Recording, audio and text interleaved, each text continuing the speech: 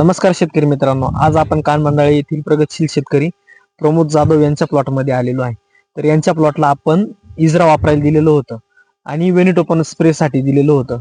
आणि इज्रा वापरल्यानंतर आपल्याला रिपोर्ट कशा प्रकारे आले हे आपण त्यांच्याकडून जाणून घेऊया. नमस्कार. नमस्कार सर. तर आपण इज्रा किती दिवशी वापरलेलं होतं प्लॉटला? इज्रा 25व्या दिवशी वापरलेलं होतं, ड्रिपनं सोडलं होतं. आणि इज्रा ड्रिपने सोडायच्या आधी प्लॉट थोडासा कमकुवत होता आणि त्याच्या मुळ्यांची क्षमता कमी होती, ग्रोथ कमी होती त्याच्यामध्ये. त्यानंतर आम्हाला इज्रा दिल्यानंतर आम्ही इज्रा सोडलं. इज्रा सोडल्यानंतर मुळ्यांची ग्रोथ खूप वाढली आणि प्लॉट असा सक्षम झाला, भक्कम झाला आणि मुळ्यांची झाड बीड एकदम व्यवस्थित असं दिसायला लागलं. त्याच्यामुळे ते इज्राचे कंटेंट इतके भारी वाटले आम्हाला की भारी ते ते.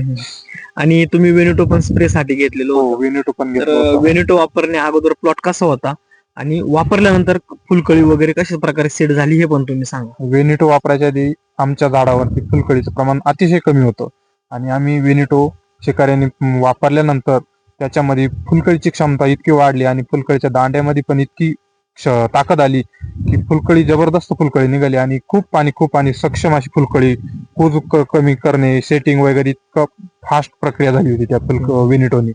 आणि इतर शेतकऱ्यांना तुम्ही आपलं इज्रा आणि वेनिटो बद्दल काय सांगाल?